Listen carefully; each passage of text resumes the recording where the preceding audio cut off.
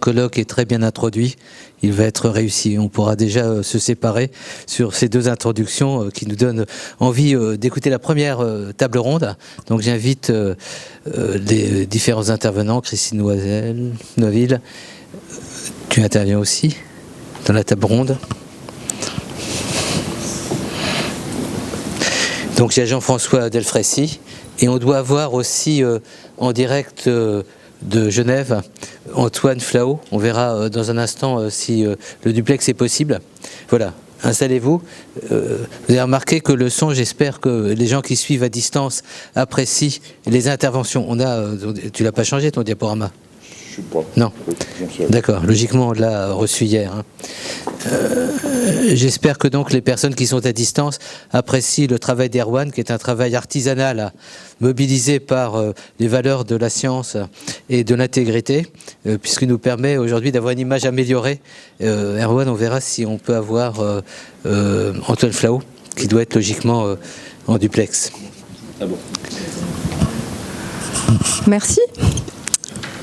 Merci beaucoup aux organisateurs de ce colloque pour l'invitation. J'ai donc le plaisir d'introduire et d'animer cette table ronde qui est intitulée « Ce que les pandémies nous apprennent » et à laquelle participe donc Jean-François Delfraissy, président du Comité consultatif national d'éthique et du Conseil scientifique Covid-19, d'une part, et d'autre part, si j'ai bien compris, alors en direct de Genève, Antoine Flao, qui est donc épidémiologiste, et j'ai perdu la présentation exacte, mais qu'Emmanuel va me rappeler. Merci beaucoup. Antoine Flao, qui est professeur de santé publique, directeur de l'Institut de santé globale à la faculté de médecine de l'Université de Genève. Et je précise tout de suite qu'on devait donc avoir un troisième intervenant, en l'occurrence une intervenante, Oumou Basso, présidente du Comité national d'éthique pour la recherche en santé de Guinée, mais que malheureusement, elle a un empêchement et qu'elle ne sera donc pas avec nous. Donc je ne sais pas si Antoine Flao nous entend, et s'il est là, ou si finalement c'est une table ronde à deux. Mais bon, on verra. Voilà. En tout cas, qu'il s'agisse d'Antoine Flao ou de Jean-François Delfraissy, vous avez tous les deux été aux avant-postes de cette pandémie et donc particulièrement bien placés pour installer en quelque sorte la problématique de ce colloque telle qu'elle vient d'être rappelée par Virginie Pirard et par Frédéric Coulet, c'est-à-dire celle du retour d'expérience en fait, celle du bilan. 2 ans et demi après le début de la crise, qu'est-ce qu'on a appris de la pandémie s'agissant de la recherche, puisque c'est ce domaine-là, ça a été redit, qui nous intéresse aujourd'hui. Qu'est-ce que cette crise nous enseigne des forces et des fragilités de la gouvernance de la recherche, du cadre éthique dans lequel la recherche est censée se déployer, et puis de sa capacité donc à tirer les leçons des pandémies plus anciennes. Alors bien sûr, cette réflexion-là en forme de bilan, elle n'a pas commencé aujourd'hui. On sait tous que la pandémie a été très très vite, dès 2020, considérée par beaucoup de disciplines, par beaucoup de champs, comme une sorte d'exercice grandeur nature inédit, qui a conduit énormément de gens à saisir cette occasion pour penser ou pour repenser toute une série de champs, de dispositifs, de concepts à la lumière de la crise. Et c'est comme ça qu'on a énormément, d'ores et déjà, d'écrits, de réflexions dans le domaine de la recherche scientifique, sur le rôle du chercheur quand il se fait expert, la place de l'expertise scientifique dans la décision publique, la façon dont l'urgence remet en cause ou pas la manière de réaliser des essais cliniques, le système des publications en temps réel, le partage des données de la recherche, bref, de très nombreuses questions comme celle-là, et il y en a encore bien d'autres. Et sur toutes ces questions, c'est vrai que ça fait déjà 2 ans que la pandémie a été une espèce de catalyseur pour réinterroger les pratiques, les normes de fonctionnement et même les valeurs de la recherche scientifique, penser au fond ce que c'est qu'une recherche scientifique responsable, ça a été dit tout à l'heure par Virginie Pirard, une recherche responsable dans une période de crise profonde comme celle que nous avons connue.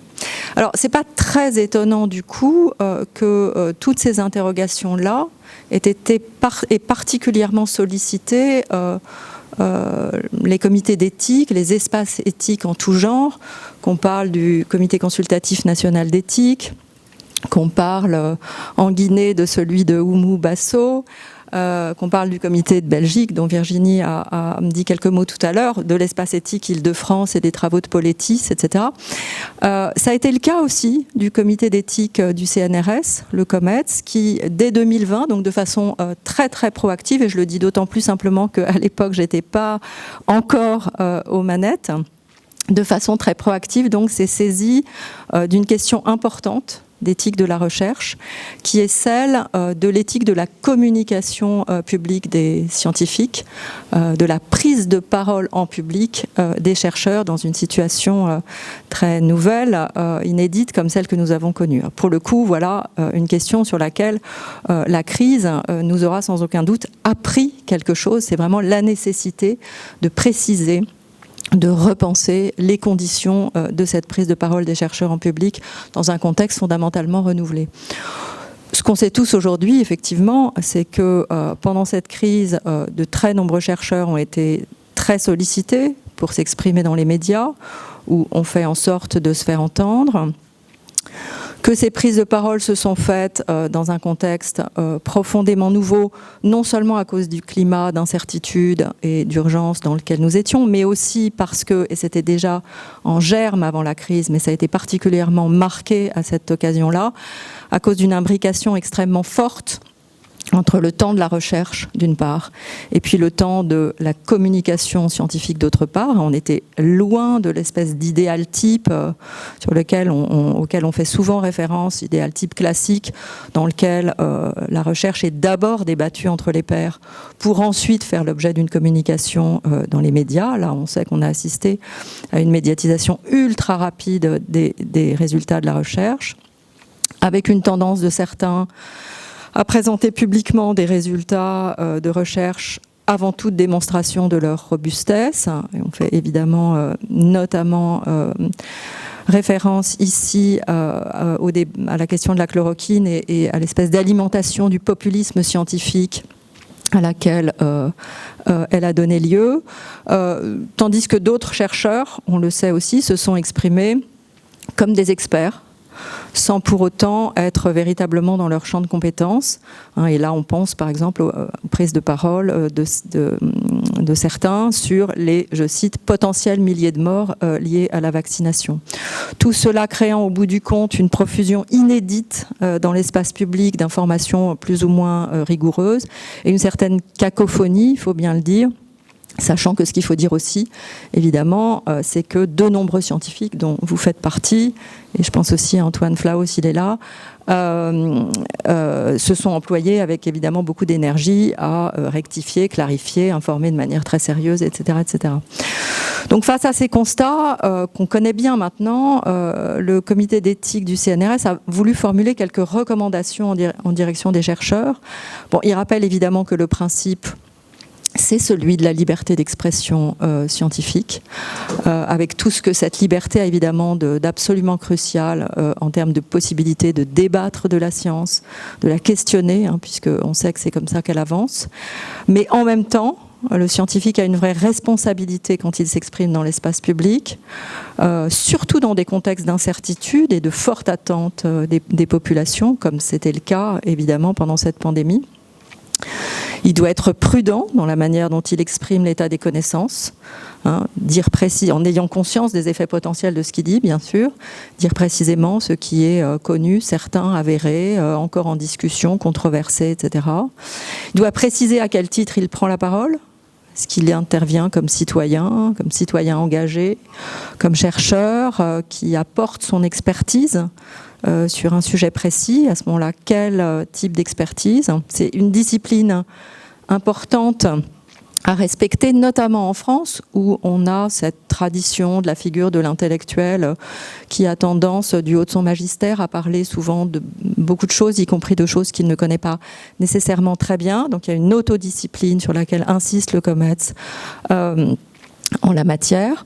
Donc de la prudence, de la transparence, mais aussi de la rigueur, bien sûr, parler en tant que scientifique, c'est aussi citer ses sources autant que possible, expliquer sa méthode, mettre ses données à disposition, faire la distinction entre ce qui relève de connaissances validées et de ce qui reste encore, je l'ai dit, incertain ou controversé. Et voilà quelques-unes des recommandations, il y en a d'autres, mais je ne vais pas aller plus avant. Ce que je constate simplement, c'est que toutes ces recommandations formulées par le COMETS, il y a donc un an, dans un avis numéro 42, si elles n'ont rien de révolutionnaire, vous le voyez, je constate qu'elles font plutôt l'unanimité parmi les organismes assez nombreux qui ont, suite à la pandémie, essayé d'en tirer, d'apprendre quelque chose, hein, puisque c'est encore puisque encore une fois c'est le thème de cette table ronde, pour donner aux chercheurs des repères via des chartes de l'expression publique et autres codes de déontologie sur la prise de parole publique. Voilà, je pense à l'INRAE, aux travaux que sont en train de mener la PHP, Pasteur, etc., etc. Alors, on n'est pas pour autant au bout du chemin, bien sûr. Il reste beaucoup de choses à penser. En l'occurrence, s'agissant du sujet de la communication, il faut évidemment réfléchir à la formation des chercheurs en matière de communication, aux enjeux déontologiques qui accompagnent ces enjeux, à la façon de les acculturer à ces questions-là, etc., etc. C'est un gros sujet. Il faut évidemment s'interroger aussi sur le rôle des médias, et bien sûr des médias sociaux en la matière, puisqu'ils sont évidemment directement concernés par la question d'une prise de parole responsable des chercheurs. Enfin, ils ont en la matière quelques leviers particulièrement importants. Je pense qu'il est utile aussi de s'interroger sur ce qu'est ou pourrait être une éthique de la controverse scientifique, parce que la crise a bien mis en lumière que les formes de cette controverse, qui encore une fois est vraiment au cœur de la construction des savoirs en sciences, les formes de la controverse sont en train d'évoluer assez sensiblement. Elle se fait désormais dans les médias grand public. On disait encore il n'y a pas très longtemps une controverse sur le Covid long entre scientifiques dans le journal Le Monde. Elle se fait sur Twitter quand elle n'est pas portée par certains en justice. Donc qu'est-ce qui est vertueux là-dedans? Qu'est-ce qui est au contraire une dérive? Il y a à l'évidence une vraie réflexion à mener sur les conditions de cette disputatio, comme on dit. Voilà. Donc encore bien du chemin à parcourir. Et c'est justement tout l'intérêt de ce colloque que de vouloir pousser un peu plus loin la réflexion. Et pas seulement sur cette question de communication, hein, ça a été rappelé tout à l'heure, vraiment sur l'ensemble des questions d'éthique et de gouvernance de la recherche, telles que j'en ai listé quelques-unes tout à l'heure. Sur tous ces points, faire le bilan de ce qui a marché, de ce qui a dysfonctionné, de la mesure dans laquelle on a été capable de capitaliser sur les crises antérieures, et au bout du compte pour mieux s'armer pour la suite. Donc c'est là que le regard de nos invités est particulièrement intéressant. Enfin, en tout cas, bienvenue, à la fois en tant que médecin, en tant que chercheur, en tant qu'expert, à la fois scientifique et éthique. Donc vous avez, en ce qui vous concerne, Jean-François Delfraissy, on le sait, conseillé sur ces deux fronts le gouvernement français tout au long de cette crise, mais vous avez également vécu en direct ces autres pandémies qui ont été l'épidémie de sida, Ebola, etc., etc., etc. Voilà. Donc vous êtes particulièrement bien placé, me semble-t-il, pour répondre à la question de ce que on doit retenir de tous ces éléments et de tout ce que ces pandémies nous ont appris pour la suite. Super, merci. Bonjour à tous, merci pour cette introduction. Donc Jean-François Delfraissy, je vais rester avec ma double casquette ce matin, à la fois du Comité consultatif national d'éthique et président du Conseil scientifique. C'est une vraie question d'ailleurs. Fallait-il que ce soit la même personne? C'est un hasard, hein. C'était pas voulu du tout. Hein. C'est un modèle voilà, qui a ses limites aussi. Je me suis mis en débord de la présidence du Comité consultatif national d'éthique pendant 6 mois, pendant la période la plus complexe hein, de l'année 2020. Comment ça s'est fait? J'étais à la seule réunion à l'époque, qui avait eu lieu vraiment in situ à Genève, à l'OMS, sur la crise qui était autour du 17-18 février 2020. Et j'étais à titre, quelle grande question éthique va poser la pandémie ? Puis là, j'ai retrouvé toute une série de mes copains, hein, de gens spécialistes des virus émergents, etc. Et je suis sorti de là avec une drôle d'impression qu'on était en train probablement de se tromper sur la vision qu'on avait du début de cette pandémie, et qu'elle était probablement beaucoup plus lourde qu'on ne le pensait. Bon. Et donc j'ai été amené à donner quelques signaux aux autorités, et puis après ça a été très vite. Il y a eu une réunion des scientifiques à l'Élysée, la constitution d'un conseil scientifique, et puis ensuite la suite. J'avais indiqué d'emblée que fallait-il aussi, deuxième question, un conseil scientifique. Hein, c'est un truc à la française, il y a un truc nouveau, on crée quelque chose de nouveau. Hein. Sauf que c'est pas du tout à la française. On réunit vendredi et samedi à Paris l'ensemble des conseils scientifiques européens avec lesquels on a travaillé pendant l'ensemble de la crise, hein, très très régulièrement. UK pour l'Europe, mais c'est toujours l'Europe au plan scientifique. La Belgique, le Danemark, Néderlande, l'Espagne, l'Italie, la Suisse, j'en oublie, bon. Et qui montre que dans chacune de nos démocraties européennes, il s'est monté finalement une nouvelle entité de conseil scientifique. Ce qui est une vraie question. Est-ce que c'était vraiment nécessaire ou pas ? C'est là-dessus qu'on veut travailler d'ailleurs vendredi et samedi matin pour la suite, pour en tirer une série de leçons. Est-ce qu'on n'aurait pas pu, par exemple, constituer les présidents des différentes agences sanitaires qui sont fondamentales, avec un modèle français d'agence sanitaire un peu lourde qui s'est fait. La décision, elle a été politique. Hein, c'est une décision du présidentiel, hein, disons-le, dans notre royaume de France, entre guillemets, je dis ça avec le sourire, et qui a souhaité un organisme souple, réactif, de dialogue plus immédiat. Et il y a les avantages, il y a les inconvénients. On n'était absolument pas opérationnel, hein, vous avez bien compris. C'était uniquement dans une vision de conseil, j'y reviendrai. Et contrairement à ce qu'a raconté dans les médias en disant à un moment donné, il y a un troisième pouvoir médical qui est en train de s'installer en France, bullshit, oubliez. Hein. D'aucune façon, on est une belle démocratie et il y a un certain nombre des conseillers scientifiques qui sont dans la salle. On n'a jamais pensé décider. On est là uniquement pour éclairer, et éclairer dans une période d'incertitude. Donc voilà, il faut tirer aussi cette leçon-là. Où va-t-on aller par la suite ? À la fois, vous avez bien compris que cette pandémie n'est pas finie. Le conseil scientifique, on a un tout petit peu ras-le-bol, à vrai dire. Hein. On est à plus de 290 réunions. 290 réunions. Hein. On est très unis, on est resté très très homogène, et je les remercie tous, et Laetitia qui est dans la salle en particulier. C'est un peu un exercice d'intelligence collective avec très multidisciplinaire. Et donc c'est comme ça que se construise la pensée, entre guillemets. C'est des choses dont on avait l'habitude, hein, qui sont issues du milieu HIV, hein, évidemment, mais qui ont été là opérationnelles. Enfin, on est un peu fatigué quand même. Donc, on ne sait pas très bien. La loi de crise sanitaire va se terminer le 31 juillet, et il faut qu'elle se termine le 31 juillet. Hein. Il faut qu'on revienne à une vision démocratique et à une normalité de nos institutions beaucoup plus grande. Est-ce qu'il y aura encore un conseil scientifique ? Moi, en tout cas, je souhaite ne plus le diriger pour la suite, parce que il y a d'autres enjeux qui nous attendent pour le Comité consultatif national d'éthique, et en particulier sur la fin de vie, mais pas que.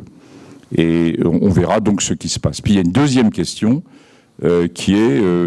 sur le moyen terme et le long terme, indépendamment de la crise Covid, est-ce qu'il faut monter en France une structure de type un peu à l'anglo-saxonne de Chief Medical Officer ou de scientifique en chef, entre guillemets, qui a été issu du modèle anglais, puis qui a été porté à son extrême probablement au Canada, puis dans l'ensemble du Commonwealth, et qui sont des structures institutionnelles autonome par rapport au ministère, directement en contact de conseil sur la science en général, par rapport aux autorités au plus haut niveau, et que ne remplit pas l'OPEX, par exemple. Donc il y a une vraie question, et que ne remplissent pas non plus les académies dans une certaine mesure. Ça aurait pu aussi être une solution, mais non, il faut quelque chose de plus opérationnel. Donc il y a une pensée à moyen terme à avoir autour de ça. Alors, juste pour revenir à la crise, je vais m'y retrouver. Oui, c'est là. Non, c'est pas là. C'est là. Non, c'est pas là. Ça démarre pas. Je sais pas pourquoi. Vous avez une flèche ici. Ah oui, oh, mais mon Dieu. Oui, mais c'est le bon. Ah voilà. Oui, c'est le bon. Alors, juste, j'ai quelques slides pour introduire peut-être la discussion. Un des points qui frappe, c'est la durée de cette crise. Et je crois qu'il faut qu'on en tire une leçon. Quand est-ce qu'on est encore dans la crise, dans la notion de crise? La notion de crise, elle a un début et une fin. Est-ce quand on est à 2 ans et demi, et que nous savons tous dans cette salle que Covid-19 n'est pas fini, loin de là, est-ce qu'on est encore dans la crise ou dans la gestion d'autre chose? Et on s'était interrogé là-dessus au niveau du CCNE pour indiquer qu'on a, les temps passant, on a une autre crise majeure, vous le savez, avec cette crise dramatique en Ukraine. Et on a voulu souligner qu'il fallait d'emblée pour cette crise ukrainienne et dans les enjeux humanitaires de cette crise ukrainienne, s'installer dans la durée. Ça va être très long, hein, ce retour, quoi qu'il arrive, si on arrive à une solution diplomatique en Ukraine, tout ça va être très très long. Et la crise humanitaire et la crise économique qu'il y a derrière, hein, va être aussi très longue. Donc cette notion de durée dans la crise, qu'elle soit sanitaire, humanitaire, économique, et quelque chose qui doit nous faire réfléchir, c'est-à-dire il y a quelque chose de générique sur la notion de comment on démarre à un point zéro, on pense qu'on est dans une crise de durée limitée, et en fait on va s'installer dans la durée. Et que donc les mécanismes de réponse et les mécanismes de pensée doivent être conçus à partir de là. Alors, dans cette crise, vous le savez, on a oscillé entre deux grands, je veux insister avec cette slide sur 2 points. Osciller entre des mesures de santé publique qui ont posé en permanence des visions individuelles de respect de l'individu, de l'autonomie de l'individu, et des visions collectives au nom de la défense, de la protection de la collectivité. On prend un certain nombre de mesures qui sont des mesures de restriction de liberté individuelle, et qui amène finalement, dans ces mesures de santé publique, à prendre en 2020 des mesures moyenâgeuses, que sont le confinement. Dans un climat d'incertitude totale et dans une absence d'autres types de mesures. Puis de l'autre côté, on a l'innovation et la recherche, et ça a été souligné dans l'introduction, qui est fondamentale, et qui a été...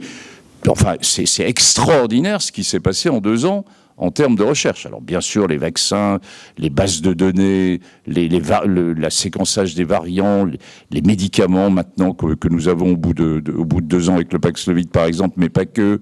Enfin, il y a eu une innovation extraordinaire. Et on a connu la même chose. J'ai connu exactement la même chose et certains dans la salle aussi, sur la période VIH. SIDA-VIH. Cette opposition apparente entre les enjeux de santé publique et les enjeux d'innovation. Pas du tout, il ne faut pas les opposer. Ils doivent vivre ensemble. Et on voit bien d'ailleurs comment on ne peut sortir de cette crise que si on a de l'innovation.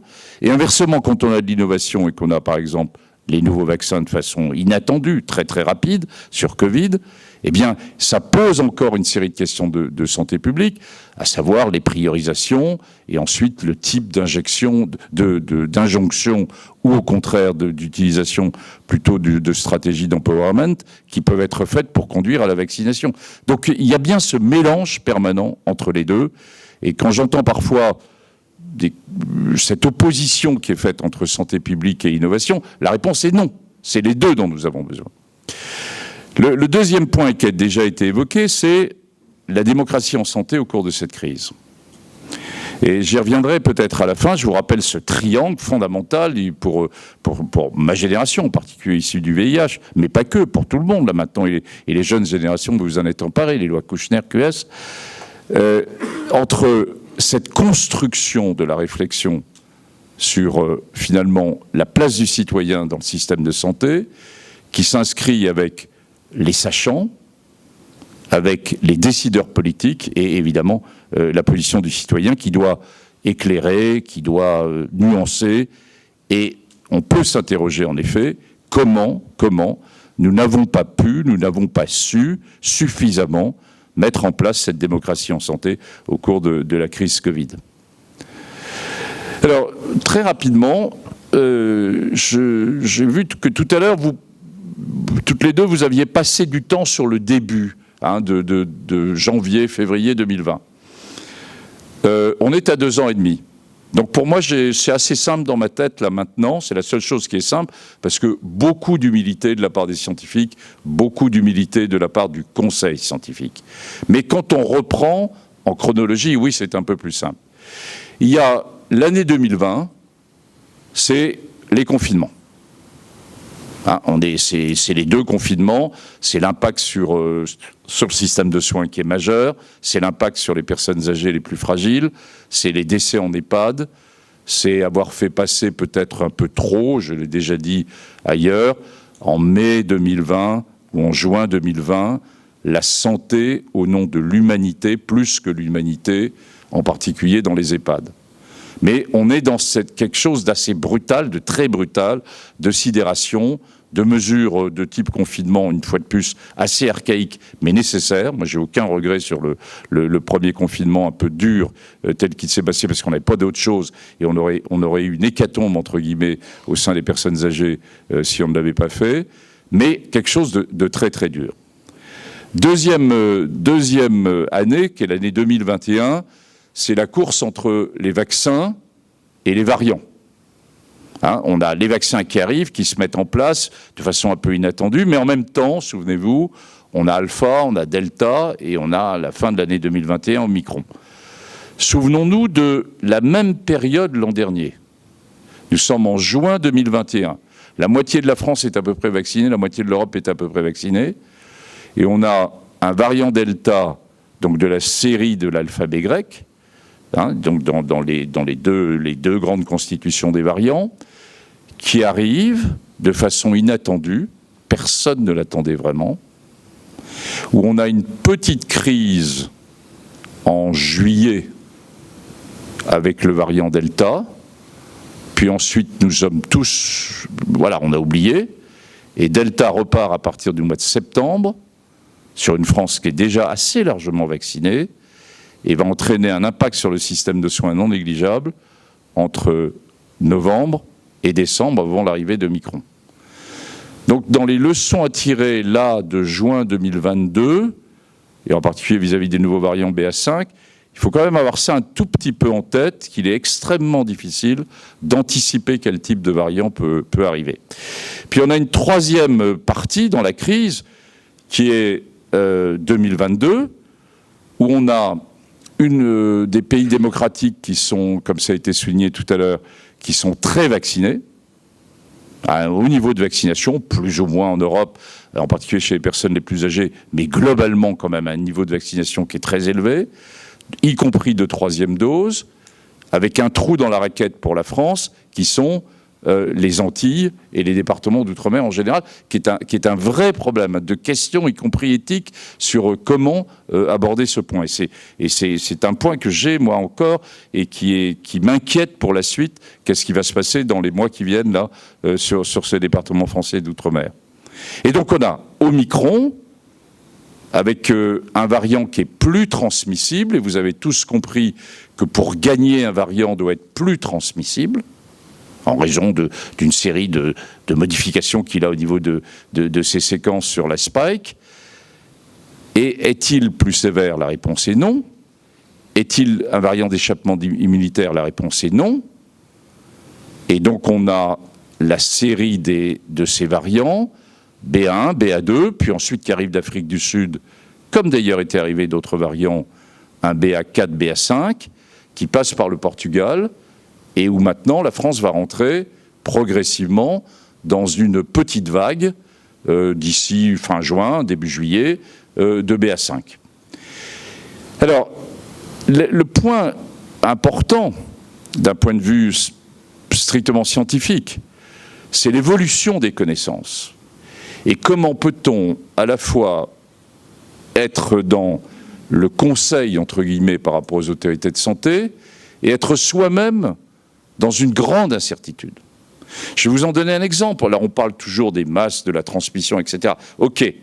Mais voyons une science qui a avancé au bout de 2 ans. Y compris sur cette slide. Les virologues fondamentaux nous ont dit jusqu'à fin mars que des recombinaisons entre, d'une part, la série des variants de l'alphabet grec et la série des variants, qui est un arbre phylogénétique complètement différent, de Omicron, n'était pas possible. Que la spike, elle ne pouvait pas être baladée dans tous les sens, qu'à un moment donné, il n'avait plus la capacité de pouvoir muter, et que ce n'était pas possible. Et puis, on sait maintenant, parce qu'on a les outils, parce qu'on a les séquençages qui sont à notre disposition, qu'on trouve très régulièrement, eh bien, par exemple, du BA2 plus du delta, du BA4 plus du bêta, c'est-à-dire que des variants qui combinent à la fois un haut niveau de transmissibilité comme est Omicron, plus un impact sur la gravité, comme sont certains variants de l'alphabet grec, existent. Pour l'instant, ils n'ont aucun impact. Ce sont des découvertes, on sait qu'ils existent. Mais s'ils existent, ça veut dire qu'à un moment donné, ils peuvent ressortir. C'est-à-dire que sur la question posée au mois de septembre, après BA5, qu'est-ce qui va sortir ? Ça peut être un BA6, un BA7, c'est-à-dire un peu plus transmissible, mais parfaitement gérable par le système de soins. Ou au contraire, on ne peut pas tout à fait l'éliminer, bien que ça soit l'hypothèse moins probable, qu'on se retrouve avec un variant qui est aussi une mutation de facteur de gravité. Et donc avec un échappement possible au niveau immunitaire.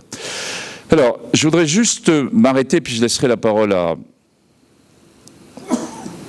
à Genève. Non, juste m'arrêter pour dire, finalement, notre société, qu'est-ce qu'elle est prête à accepter ? Et ce qui se passe avec Omicron, là, depuis fin décembre 2021, commence à nous montrer ce que nous sommes prêts à accepter. En France, depuis la fin de décembre, on a 30 000 décès. C'est passé totalement inaperçu. 30 000 décès. Les autorités sanitaires, les médecins, moi-même, le conseil scientifique l'a souligné.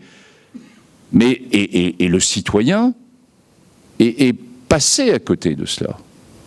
Ou est-ce qu'il est passé à côté ou est-ce qu'il n'a pas voulu voir ? C'est-à-dire que c'est 30 000 décès, mais avec un impact sur le système de soins lourd. Et Dieu sait que les soignants ont été extrêmement sollicités, y compris dans la dernière période. Mais tenable, et qui permet à la société de vivre, et de vivre presque normalement. C'est-à-dire que, sans le vouloir, on commence à définir, et personne ne l'écrira bien sûr, à définir ce qui pourrait être accepté par une société comme la nôtre, très évoluée, très bénéficiaire d'un certain nombre de points. C'est-à-dire que, vous voyez, 30 000 décès, je vous rappelle que la grippe, c'est 12 000 à peu près, d'impact direct ou indirect de la grippe chez les personnes, en particulier les plus fragiles. C'est-à-dire qu'on a mis la barre au-dessus, puisqu'on est à 30 000 décès, là, en moins de 6 mois. Et que c'est peut-être là le point d'équilibre, à partir du moment où il n'y a pas trop de retentissement sur le système de soins, et qu'on peut gérer ça et avoir une société qui tourne et qui vit. Alors, juste trois remarques pour la fin. Faire un bilan, c'est difficile. Je vous montre là quelques points sur où se situe la France dans le modèle international, à la fois sur je dirais, les enjeux scientifiques, les enjeux de mortalité, morbidité. Un des points récents, hein, ça sort dans Nature du 9 juin, c'est cette slide-là qui est faite qui est issue des travaux de l'OMS et qui essaie de calculer l'excès de surmortalité lié à Covid durant les différents pays. Et vous voyez que la France se situe finalement, après des débuts complexes, difficiles, etc., finalement en très bonne position, y compris par rapport à d'autres pays européens. Je dis bien, ce n'est pas mortalité pour 100 000 habitants, c'est surmortalité pour 100 000 habitants. Hein. C'est avec une nuance.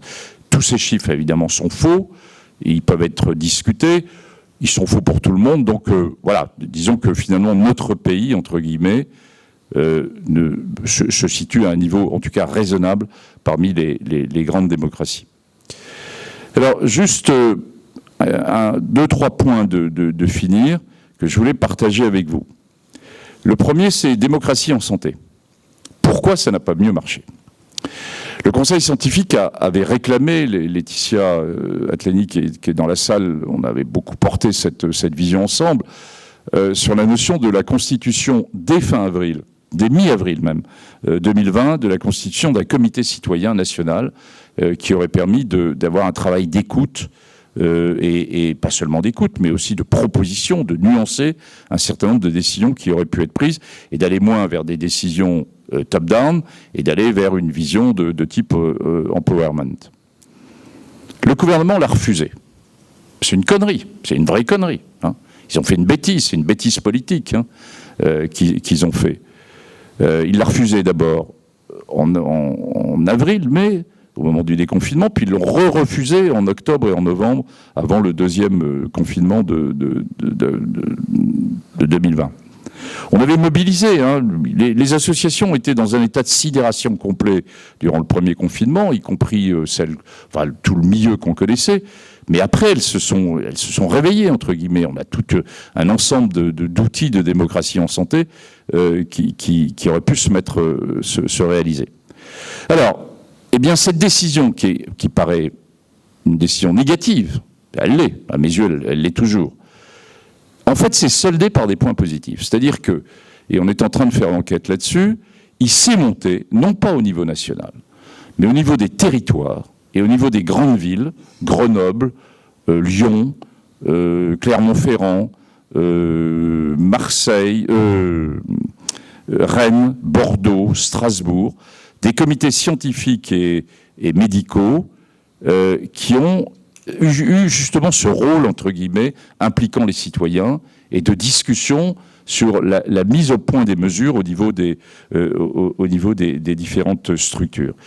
Et finalement, peut-être que c'est mieux, plutôt que d'avoir ce truc à la parisienne, très centralisé à la française, et d'avoir au contraire cette approche de territoire au niveau des très grandes métropoles. Alors évidemment, ça n'a pas la vision politique qu'aurait eu un comité citoyen national, mais en termes opérationnels, eh bien, c'est peut-être plus important. Au passage, les Français, on adore se tirer une balle dans le pied en permanence. Quand j'interroge, et je les ai interrogés, les comités européens sur le même sujet, il s'est fait très peu de choses dans chacun des grands pays, des démocraties européennes, sur cette vision citoyenne. Il s'est fait des choses. Mais voilà, je dirais qu'on a plutôt monté plus de choses sur ces comités périphériques. Alors, c'est d'autant plus regrettable qu'on n'ait pas réussi à avoir mieux ce positionnement qu'on aurait pu le faire sur le vaccin. Bon. Et que, évidemment, voilà, on peut citer Michel Foucault sur ce sujet, de protéger la société, et c'est fondamental dans son approche. Ce qu'il voulait avoir, c'était protéger l'individu. Et vous savez bien, dans ce débat de la vision de Foucault, par rapport y compris au pouvoir médical, et avec raison, il avait insisté sur la place de la personne et la place du patient ou du consommateur de santé, entre guillemets, qui aurait pu sortir. Et je termine, et je te laisse la parole tout de suite, sur 2 points, très rapides. Le premier, c'est pour nuancer ce qui a été dit sur les pays à ressources limitées. Hein, je vous ai entendu. Je crie Joker. Et vous savez que j'ai beaucoup, à titre personnel, lutté, aidé dans le VIH-Sida sur la mise à disponibilité des trithérapies dans les pays du Sud. À l'époque, on disait les médicaments sont au nord, les patients sont au sud. Pour le Covid, les patients sont vieux et sont riches. Enfin, c'est une maladie totalement inégalitaire. Donc, sur la vision des pays du Sud, je suis un peu provocateur en disant ça, mais pas que, vous allez voir que j'essaie de rester raisonnable. Dans les pays du Sud, ils ont été énormément touchés. Toutes les données de l'enquête, des enquêtes ANRS MIE montrent qu'on arrive à des niveaux de séroprévalence qui peuvent être de l'ordre de 70% sur l'Afrique subsaharienne en particulier et ailleurs. Bon. Mais avec une population qui, en termes de gradient d'âge, est complètement différente. Et je trouve que l'OMS porte un message qui est strictement politique et assez peu scientifique, disons-le. Ce qui est fondamental pour le Sud, c'est de vacciner les personnes les plus âgées, les plus à risque, et de vacciner les soignants. Vacciner, avoir des campagnes massives, avec le doute qu'il y a encore sur les pays du Sud vis-à-vis des vaccins, sur la population jeune dans les pays du Sud, et en faire une véritable obligation, entre guillemets, telle qu'elle nous est présentée par l'OMS, moi, je ne me situe pas au plan politique, je me situe au plan scientifique. Je ne suis pas sûr que je suive. Hein. Je suis d'autant moins que dans la discussion que vous avez commencé d'évoquer sur le rôle de l'OMS, qui a joué un rôle très important durant cette crise, l'OMS, à mes yeux, a loupé un truc majeur, mais qui va lui coûter très cher dans les années qui viennent, c'est qu'elle n'a pas su mettre en place une gouvernance scientifique. Je clame depuis des années que l'OMS, qui est un lieu de stratégie et de décision politique interpays, soit accompagné par un conseil scientifique de très haut niveau. Il y en a un récent qui n'a pas joué du tout son rôle durant la crise. Je vais vous en donner un très bon exemple. Sur les vaccins de deuxième génération qui sont en train de se construire pour la rentrée, hein, avec les bivalents de Moderna, de Pfizer ou de Sanofi par exemple, alors que l'OMS tient les choses sur le vaccin, les nouveaux vaccins anti-grippe, eh bien là c'est fait par les compagnies. Hein, qui font appel à une série d'experts, et l'OMS n'est absolument pas dans la gouvernance de dire quel type de vaccin nous avons besoin en termes scientifiques à partir de la rentrée d'octobre. Donc j'ai deux nuances sur cette vision internationale. Premièrement, faut-il pousser strictement au plan politique ou est-ce qu'il faut être opérationnel? Les plus âgés et les soignants, c'est 20% dans les pays du Sud. Ils sont actuellement à 16%, mais pas forcément la bonne population. Donc j'insisterai beaucoup sur cette population-là. Voilà. Et après, je termine en remerciant le conseil scientifique qui a suivi. Je vous ai dit, on est à 290 réunions. On a beaucoup d'humilité, parce que beaucoup d'incertitudes. Et je ne vous ai pas du tout parlé, parce que ce n'était pas l'objet aujourd'hui, évidemment, de la relation entre science et politique au plus haut niveau. Bon, ça fera l'objet peut-être d'une autre discussion à un autre moment. Merci à tous. Merci beaucoup. Merci beaucoup, Jean-François. Si, je crois que c'est au contraire au cœur de la session de cet après-midi, les relations entre l'expertise scientifique et le politique. Et d'ailleurs, c'est une question que peut-être je poserai tout à l'heure, de savoir si les critiques qui sont généralement faites en la matière méritent d'être formulées de manière d'autant plus nette s'agissant de cette crise, ou au contraire, est-ce que les choses se sont améliorées? Mais je poserai la question après avoir entendu Antoine Flao. Bonjour, vous êtes donc là depuis Genève. Et c'est à vous la parole, mais j'ai l'impression que pour l'instant, on ne vous entend pas. Bonjour à tous, je suis très triste de ne pas pouvoir être parmi vous. D'ailleurs, ça aurait été probablement plus facile, mais nous n'entendons pas non plus la salle à distance. Bon. Mais je vais essayer donc d'ailleurs d'être bref, parce que je crois que le temps est presque terminé et qu'il faudrait donner la parole à la salle. Je voudrais, moi, m'intéresser à trois domaines. Les données, les tests diagnostiques, et puis les produits de santé, traitements et vaccins. Sur les données, je pense que les questions clés qu'on a devant toute émergence épidémique, quelle qu'elle soit, on l'a aujourd'hui par exemple avec la variole du singe, on l'avait au début pour le Covid et ça a duré assez longtemps. La première, c'est bien sûr l'évolution des cas, du nombre de cas, les caractéristiques virologiques, immunologiques, cliniques, épidémiologiques. Un point qu'on néglige beaucoup, la perception du risque par la population. Et c'est dommage parce que souvent, il y a des fantasmes qui sont faits, en particulier par les gouvernants. Je pense par exemple à la vaccination en France. Il y avait très peu de notions sur la perception et les gouvernements ont eu trop peur au départ pour le déploiement de cette vaccination. Les modes de transmission, ils sont très compliqués à évaluer. Et par exemple, aujourd'hui, qui est capable de dire quels sont les modes de transmission de la variole du singe? Et pendant longtemps, on a hésité sur les modes de transmission du Covid. Je pense qu'on ne sait toujours pas très bien quels sont les modes de transmission majeurs de la grippe. C'est fou parce que c'est quand même un virus qui revient chaque année. Le taux de reproduction, j'ai pas vu de données convaincantes sur le taux de reproduction de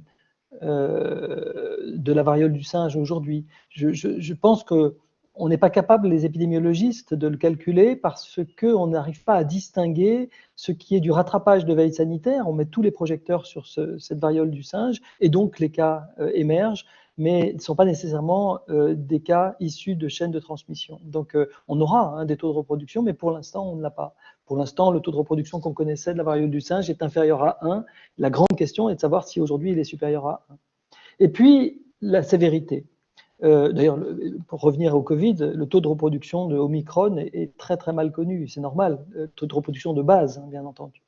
Et puis la sévérité, c'est aussi très compliqué d'évaluer la sévérité. Si la variole du singe, qui aujourd'hui s'intéresse à des personnes, des hommes jeunes, en pleine santé, entre 20 et 40 ans, et qui n'a aucun signe de gravité, si elle déborde vers des segments de la population plus fragiles, plus vulnérables, peut-être immunodéprimés d'ailleurs, quelle sera la sévérité du virus de la variole du singe? Elle peut être extrêmement différente.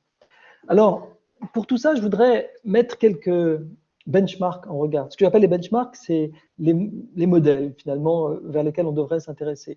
Si on prend les données, je pense que, en termes de veille sanitaire, on n'a pas de veille sanitaire fiable en France vis-à-vis du nombre de cas de Covid. Et curieusement, d'ailleurs, Jean-François, le Conseil scientifique le dit assez peu. Finalement, vous ne réclamez pas, à corps et à cri, une veille sanitaire digne de ce nom pour la France. Le Royaume-Uni en a une avec l'Office national de statistique. Ils ont une très bonne veille sanitaire, comme les sondages que l'on fait, par exemple, pour les élections politiques. Ils ont des sondages représentatifs de la population des différentes nations, donc c'est régionalisé, du Royaume-Uni, et ils fournissent des estimations beaucoup plus fiables que celles de la France. Ils montrent d'ailleurs qu'il y a un décalage de 1 allant jusqu'à 12 à certaines périodes de la pandémie, parfois 1 à 5 en ce moment, sur ce qui est observé par ces sondages, et estimé, je veux dire, par ces sondages, et ce qui est effectivement rapporté par les PCR tout venant, qui sont faites d'ailleurs de moins en moins souvent, et par ceux qui veulent bien les faire. La veille sanitaire, donc, mériterait d'être mieux faite, peut-être aussi l'utilisation qu'on fait de nous à Genève, par exemple, des eaux usées est un bon proxy de la circulation du virus. Encore faut-il qu'elle soit faite de façon très rigoureuse. En matière d'épidémiologie, mes benchmarks, c'est plutôt... Alors, c'est la France, ici, par exemple. EpiPhare, c'est vraiment très bien ce que fait EpiPhare, probablement assez unique, et dû aussi au système de sécurité sociale centralisé, unique français. Sur le plan de la modélisation, franchement, la France n'a pas à rougir de ce qu'elle fait en termes de modélisation avec l'Institut Pasteur et l'INSERM.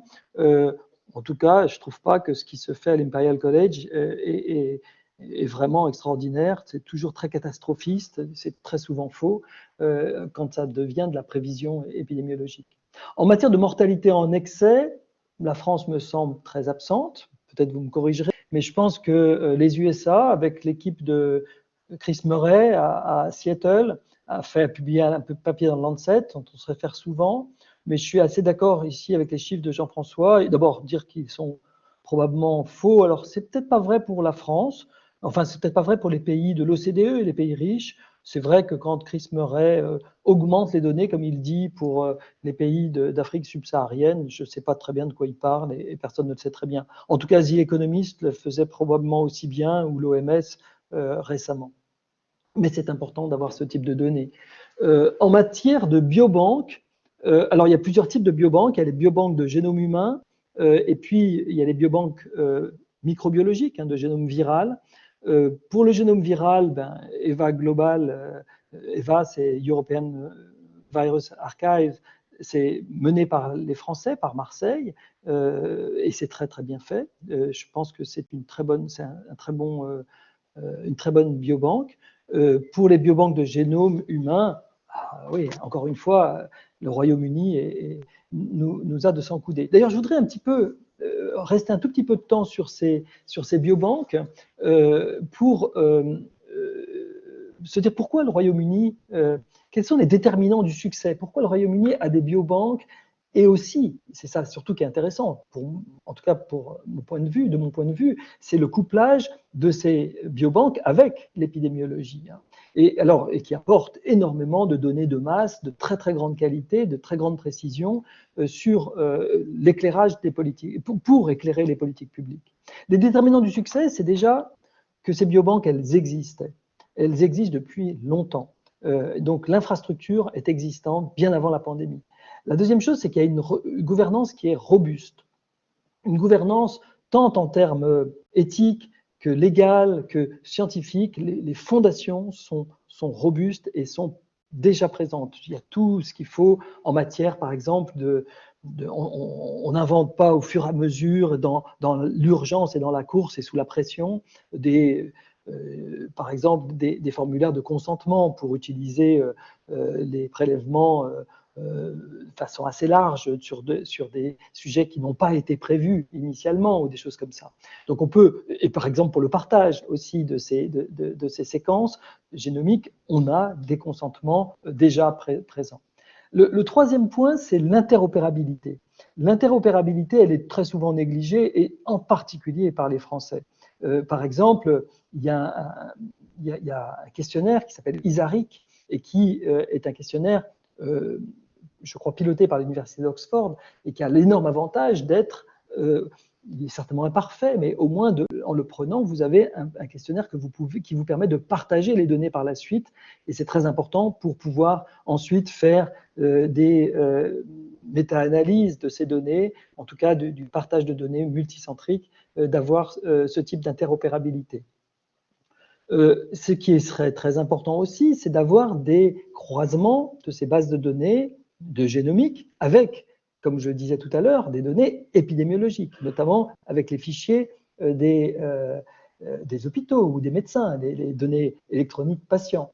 Ce qui serait très très important, je ne suis pas sûr que ce soit réalisé en temps réel par la biobanque britannique. Là, peut-être la meilleure benchmark, c'est celle du Québec, la biobanque du Québec sur le Covid-19, où il y a une digitalisation temps réel totale de la biobanque. Ça a un coût, bien entendu, mais c'est extraordinaire parce que vous avez le génome entier qui est digitalisé et donc le partage des données qui est beaucoup plus facilité et beaucoup moins risqué puisqu'on ne partage pas des tubes avec des prélèvements et des échantillons biologiques, mais on partage des données. Je ne parlais pas du risque biologique. Quand je parle du risque, je veux dire on perd à chaque fois. C'est périssable quelque part. On ne peut pas le faire à l'envi, alors qu'avec une digitalisation, on peut le faire à l'envi, mais ça a un certain coût. Et puis enfin, il y a le côté économique, le modèle économique qui doit être stable, qui doit être durable. Il ne s'agit pas que les équipes en charge de ce type de projet aient à courir derrière des appels d'offres pour survivre pendant la durée de la pandémie. Il faut au minimum qu'il y ait une survie de ce type de choses. Sur les données, je terminerai par les sciences humaines et sociales. Je pense qu'il y a plusieurs domaines, et je ne les ferai pas tous, mais j'en citerai 3. En hésitation vaccinale, je crois qu'à nouveau le Royaume-Uni est leader. Je pense à la London School of Hygiene et Eddie Larson en particulier, qui depuis bien avant la pandémie avait tout un projet sur la vaccine hesitancy, qui pourrait répondre à ces questions que vous vous posez sur ce profil d'hésitation vaccinale dans les dom-toms, par exemple, qui serait très très intéressant. La perception du risque, je crois que là, la France est plutôt leader, si on prend les travaux de Michel Sedbon sur d'autres épidémies en particulier, mais il faut que ça perdure. Michel Sedbon est émérite du CNRS, il faut vraiment faire perdurer ce type de travaux et qui me paraissent extrêmement utiles et importants. Après, il y a l'économie et puis le droit. En matière de droit humain, j'aurais peut-être la prétention de penser qu'à Genève, on a cette culture et des travaux, notamment avec une juriste française d'origine, franco-allemande, enfin Stéphanie Dagron, que vous connaissez peut-être, et qui est très, très spécialiste de ces questions. Sur les tests, j'irai plus rapidement pour dire que en matière de tests PCR, certainement l'Allemagne a été leader. Vous savez, il faut regarder une chose. On parle souvent de l'OMS en disant quel délai, quel retard ils ont pris. Rendez compte, ils ont mis un mois entre le moment où il y a eu la notification des Chinois et la notification d'urgence de santé publique de portée internationale. Quel retard, quel délai, pourquoi ils ne l'ont pas fait plus tôt? Alors, ce qui est vrai, il y a eu un mois pendant lequel, et en tout cas 20 jours ou 23 jours, pendant lesquels les avions ont circulé entre Wuhan et le reste du monde et ont éparpillé le virus. Et c'est vraiment extrêmement dommageable. On est en train de ne retenir aucune des leçons et de perpétuer tout cela, bien entendu, avec le virus de la variole du singe, en se disant que ça n'a rien à voir. Mais bon, on verra. Mais en tout cas, si l'OMS a perdu un mois, combien de mois avons-nous perdu avant que... Qu'est-ce qu'on a fait après l'urgence de santé publique de portée internationale en France? Qu'est-ce qui a été fait pour déployer? Il a fallu attendre plus d'un mois de plus pour déployer des tests de façon à disposer de tests rapides. Juste un point, l'Allemagne a découvert le Covid dans ses laboratoires. Ce que je veux dire par là, c'est que c'est des cas n'étant pas hospitalisés, mais venant pour des PCR, pour des symptômes, qui se sont révélés les premiers. Alors qu'en France, c'est en réanimation qu'on a découvert le Covid. Et donc, une fois que le virus circulait largement et depuis longtemps.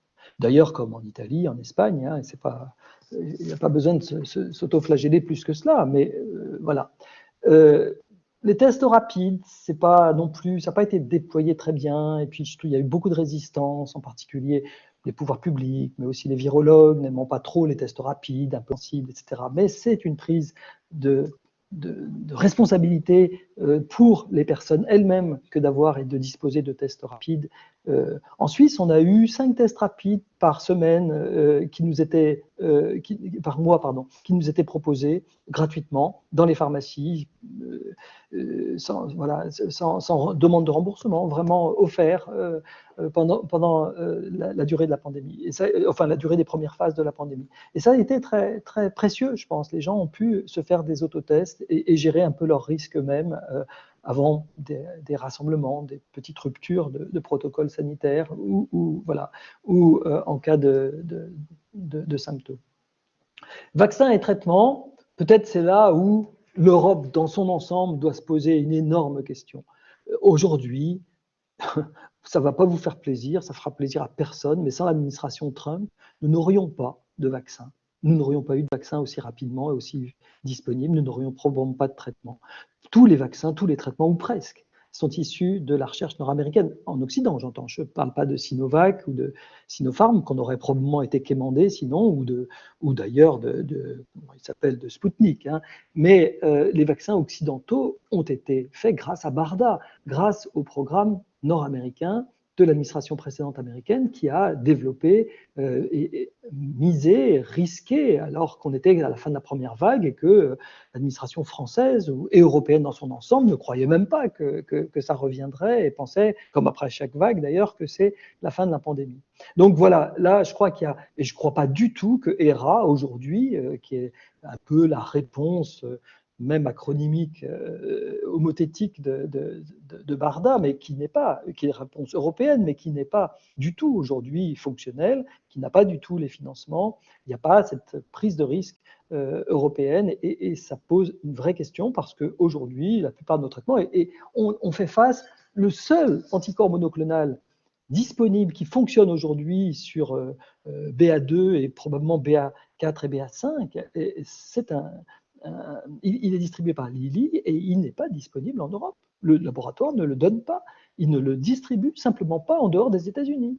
Et donc, on se retrouve aujourd'hui dans des situations assez périlleuses, dépendant d'un Paxlovid que Pfizer, laboratoire américain, pourrait ou pas nous donner, ou bien Gilead avec son Remdesivir, qui pourrait ou pas nous donner. Mais on n'a rien qui vient de chez nous. Donc, c'est un gros et cuisant échec, à mon avis. Voilà. Et puis, sur la mortalité, je voudrais revenir juste sur ce qu'a dit Jean-François, parce que en fait, son raisonnement qu'il nous a fait subliminalement a été un raisonnement dont il a peut-être connaissance, qui est publié dans Politico et qui a été fait aussi par les officiels de l'administration nord-américaine de Biden actuelle, mais qui n'est pas non plus officiel, c'est-à-dire les chiffres n'ont pas été repris officiellement, mais qui vraiment se rapprochent de ce raisonnement, c'est-à-dire ils disent 200 décès par jour. En fait, 200 décès par jour, c'est l'équivalent de 40 décès par jour en France, c'est-à-dire de 14 600 décès par an. Et ça, c'est en effet un peu plus que la grippe, la mortalité en excès par grippe. Et 10 ans, ça pourrait être ça, l'état de fin de pandémie, finalement, de vivre avec. Voilà. Donc, mais c'est vrai, comme l'a dit Jean-François, c'est extrêmement sensible, donc personne ne s'aventure aujourd'hui à donner des chiffres de ce genre, qui sont quand même des chiffres estimation haute, parce qu'on est plutôt dans les décès par excès, hein, en mortalité par excès, et pas en mortalité directe, parce qu'il y a très peu de mortalité directe par grippe en France, hein, on est très au-dessous, même, je crois, de 300 peut-être il y a 1000 certificats qui portent la mention grippe en France par an, mais pas plus que 1000 par an, donc on est très au-dessous des 14 600. Voilà, j'ai terminé pour ma part. Juste un point sur lequel peut-être Jean-François pourra revenir, mais je n'ai pas compris l'histoire des Covid chez les riches. En fait, dans nos pays, ce sont plutôt les segments. Je crois que j'ai compris l'ensemble du raisonnement, que c'était les pays riches, mais en tout cas, dans nos pays riches, l'inégalité sociale, elle est aux dépens des plus pauvres. Hein. C'est vraiment les plus pauvres, ceux qui ont été les segments dits professions, métiers essentiels d'ailleurs, hein, qui ont le plus payé un tribut lourd à cette pandémie. Ce sont des personnes âgées, certes, mais pas toujours des personnes riches. Et aux États-Unis, c'est encore plus criant, peut-être encore, puisque les personnes des communautés noires et hispaniques sont beaucoup plus touchées par la mortalité par Covid que les personnes de peau blanche. Voilà. J'ai terminé pour ma part. J'espère que je vais vous entendre en revanche.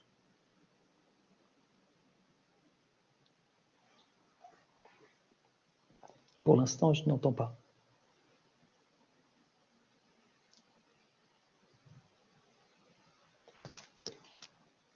Peut-être m'avez-vous pas entendu d'ailleurs.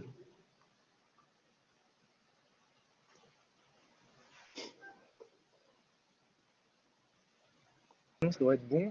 Vous nous entendez, Antoine? Oui, et vous m'entendez toujours? Voilà, on vous entend très bien. On vous a entendu. Écoutez, voilà, et on est en train de vous applaudir. Merci. Alors, petit élément d'information, Jean-François Delfraissy vient de partir, donc il ne répondra pas en direct à votre question, mais ce que vous imaginiez être ce qu'il a voulu dire, je pense que c'était effectivement ça. Alors maintenant, il y a beaucoup de personnes dans la salle qui sans doute veulent vous poser des questions, et aussi vous pouvez poser des questions à propos des deux interventions qui ont été faites ce matin par Virginie Pirard et Frédéric Poulet. Donc voilà, quand vous avez une question, vous venez à la tribune et je vous donne le micro. Ah, faut s'asseoir ensuite ? Ah non, On entend par enfin, c'est Carole Dupuis de Bordeaux. Ouais. J'avais quelques réactions suite à ta présentation, ce que j'ai trouvé assez à charge et peu, finalement, je crois que la session, c'est des leçons de la pandémie et j'ai pas eu beaucoup de leçons. Et notamment, quand tu dis que le système de surveillance en France est assez défaillant, alors, oui, peut-être. Mais il est meilleur en Angleterre, mais pour quel résultat? Et donc ça, c'est ma première question. Et puis, sur les leçons, puisque tu es très critique, il faut aussi faire son mea culpa. Tu as beaucoup prôné le zéro Covid à un moment. Est-ce que tu penses que dans les leçons, est-ce qu'il faut vraiment prôner le zéro Covid? Est-ce que vous voulez que je réponde maintenant ou est-ce qu'on prend d'autres questions? Très bien, répondez maintenant. D'accord. Alors, oui, je suis très à charge, c'est vrai, sur la veille sanitaire française. Vous savez, quand un jour, il y avait, la veille sanitaire avait produit le nombre de cas quotidiens en disant il y a 100 000 cas, je donne un chiffre, peut-être c'était 200 000 par jour, enfin ce jour-là, et Arnaud Fontanet du Conseil scientifique a dit mais vous savez, c'est peut-être 10 fois plus. Je me dis quand on accepte une veille sanitaire où il y a une incertitude de 1 à 10 sur le nombre de cas, il faut quand même se poser des questions. C'est inadmissible dans un pays comme la France. Je suis désolé. Alors, qu'est-ce qu'en ont fait les Anglais? Mais ça, c'est un autre problème quand même. C'est un problème politique après. Est-ce que Boris Johnson préfère faire des parties fines au 10 Downing Street? C'est son problème à lui, mais c'est pas celui, encore une fois, des experts. Les experts ne sont pas là pour faire la politique. Et je crois que Jean-François Delfraissy l'a dit très bien. Les experts sont juste là pour essayer d'éclairer la politique. Que les politiques veuillent éteindre le lampadaire et ne pas s'en servir, c'est leur problème. Mais notre problème à nous, c'est de délivrer, à mon avis, des données de bonne qualité. Et ce n'est pas le cas en France en termes de veille sanitaire. Le deuxième point sur le zéro Covid, le zéro Covid, comme l'a dit Jean-François, il y a deux phases dans la pandémie. Il y a une phase qu'on peut appeler médiévale. C'est la phase médiévale de l'avant-vaccin. Et regardez les chiffres. Si vous êtes encore contre le zéro Covid, regardez les chiffres. Tous les pays, je pense aux pays démocratiques, je ne peux pas m'intéresser aux pays antidémocratiques et autoritaires que sont la Chine, communiste, mais les pays démocratiques que sont la Nouvelle-Zélande, l'Australie, Taïwan, le Japon, la Corée du Sud, Singapour, regardez les chiffres de mortalité. Ils sont extrêmement inférieurs aux chiffres français. Ils ont une bien meilleure réponse sanitaire, mais pas simplement sanitaire. Sur le plan social et sur le plan économique, ils ont même mieux fonctionné. Il y a beaucoup de travaux sur ce point-là. Donc je crois qu'on peut à tout le moins, et dès qu'ils ont eu le vaccin, ils ont eu à cœur de vacciner tout le monde. Tout le monde avait dit « Ah, mais ils ne vont pas se faire vacciner parce qu'ils n'ont pas eu de Covid et qu'ils ne vont pas être sensibles. » Ce n'est pas vrai du tout. Les gens ne sont pas complètement fous. Ils se sont tous fait vacciner et très bien vaccinés. Et depuis, ils réagissent comme nous. On avait dit « Ah oui, mais ils n'auront pas les multiples vagues qui les auront immunisés. Ils vont être beaucoup plus… » Non, ce n'est pas vrai. Ils ont un très bon bilan sanitaire post-vaccination et ils ne sont plus du tout en zéro Covid. Les pays qui sont obligés maintenant de rester en zéro Covid, comme la Chine ou la Corée du Nord, excusez-moi, c'est parce qu'ils se maintiennent dans un état médiéval, ils maltraitent leur population parce qu'ils ne la vaccinent pas suffisamment. Les personnes âgées ne sont pas suffisamment vaccinées en Chine, et s'ils rompaient avec le zéro Covid actuel, ils auraient l'hécatombe qu'on a pu voir à Hong Kong. Et je crois que Hong Kong, qui a lâché avec le zéro Covid sans vacciner sa population âgée et qui s'est retrouvé avec une vraie hécatombe. Donc oui, je pense que le zéro Covid, en l'absence de vaccin, était la meilleure des stratégies. Simplement, je reconnais très bien, et je l'ai toujours dit, je crois, c'est que le zéro Covid en France était beaucoup plus compliqué à mettre en place qu'en Nouvelle-Zélande. La France n'est pas une île au milieu du Pacifique. Et ça, je suis tout à fait d'accord. Donc, je ne disais pas qu'il fallait transposer le zéro Covid. Je pense juste que des pays qui ont eu une stratégie beaucoup moins tolérante vis-à-vis de la circulation du virus, comme le Danemark, comme la Finlande ou la Norvège, mais le Danemark est un assez bon modèle parce que c'est une région grande comme Auvergne-Rhône-Alpes en France, très interconnectée avec le reste de l'Europe. Eh bien, vous pouvez faire le calcul, appliquer le taux de mortalité du Danemark à la France et regarder combien de vies on aurait pu sauver si on avait simplement appliqué la politique du Danemark. Le Danemark a confiné en mars 2020, 10 jours avant les Français, alors qu'il n'avait qu'un seul décès. Les Britanniques ont confiné, ils avaient 335 décès. Ils ont été simplement plus proactifs. Le Danemark n'a pas confiné à la dernière limite, en dernier ressort. Et c'était une méthode moyenâgeuse. Je suis absolument d'accord avec ce terme. Simplement, on n'en avait pas d'autres quand on n'avait pas les vaccins. Alors, pour continuer la série des questions, je propose de lire une question qui a été posée par une personne qui suit le colloque à distance, qui s'appelle Odile Oué Missi Oukem. Donc, la question vous est adressée, Monsieur Flao. Avez-vous des informations sur les progrès faits par la start-up Xenotera à Nantes, qui travaille sur la production d'anticorps polyclonaux pour traiter le Covid-19 ? Non, malheureusement, je serai beaucoup plus bref dans ma réponse. Je n'ai pas d'informations. Bonjour Antoine, Emmanuel Pirch à l'appareil. Merci de cette belle intervention qui était très complémentaire de celle de Jean-François Delfraissy, qui m'a susurré à l'oreille en sortant de la salle, qui t'a écouté avec beaucoup d'attention. Et lui, il était plus terre à terre, il était content que tu apportes les données plus scientifiques et c'était appréciable pour tous. Alors une question que je vais me permettre de te poser, encore une fois, donc sois rassuré, on t'a entendu parfaitement. La question que je me permettrai de te poser est la suivante. Tu es considéré comme un expert international. Et au cœur de notre préoccupation dans la gouvernance, la place, la légitimité et la capacité d'intervention des experts nous semble essentielle. Quand on t'a écouté régulièrement, y compris sur les antennes ou à la télé, on a vu que tu disposais d'un certain nombre d'éléments d'information. Est-ce que tu as le sentiment que ces informations, elles étaient partagées, y compris au niveau de l'OMS? Et est-ce que tu as l'impression que l'expertise a véritablement influencé les arbitrages politiques? On a, certains d'entre nous, le sentiment que certains arbitrages ont été rendus, alors que l'expertise scientifique était assez claire et robuste, au regard plutôt d'enjeux politiques. Et notamment, et ça a été évoqué tout à l'heure par Jean-François Delfraissy, il y a une habituation de la société, mais il y a aussi une limite dans l'acceptabilité de certaines mesures restrictives. Voilà. Pêle-mêle, comment se situe l'expert que tu es, qui est quand même beaucoup intervenu, et est-ce que tu as eu le sentiment que ta parole a une portée? Et est-ce que ton expertise aura plus d'influence demain lorsque l'on voit la critique que l'on fait aux politiques qui n'ont pas toujours été très attentifs à l'expertise? Je vais peut-être compléter la question, c'est possible. Antoine, vous m'entendez? Oui, très bien. Jean-François a dit tout à l'heure, vous l'avez entendu, a insisté sur la difficulté qu'il y a à éclairer les politiques en période quand la situation est ultra incertaine et on a beaucoup mis l'accent à ce sujet ces derniers temps. Un, sur l'espèce de fossé qu'il y a entre scientifique et politique, puisque le scientifique ne donne d'éléments que quand il en a en main, alors que le politique attend des certitudes et très vite. Et deux, et plus profondément, sur le manque de culture scientifique des politiques, qui serait une spécificité française.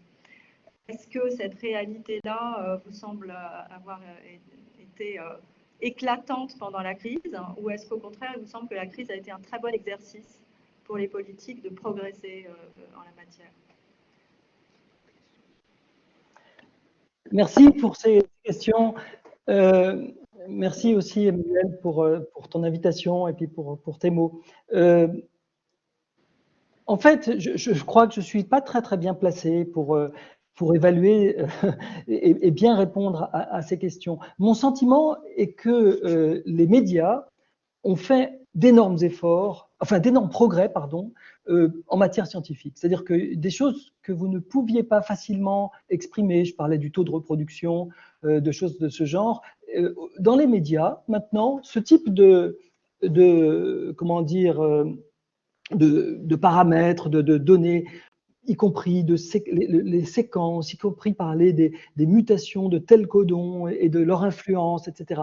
Tout cela, maintenant, passe beaucoup plus aisément dans des journaux grand public. Je trouve aussi que des journaux, je prendrais des exemples comme de la revue Grande Presse, comme Le Parisien, par exemple, fait des points tout à fait intéressants et tout à fait pertinents, très bien documentés. Enfin, il y a donc, à mon avis, quand même, d'énormes progrès qui ont été faits durant cette pandémie.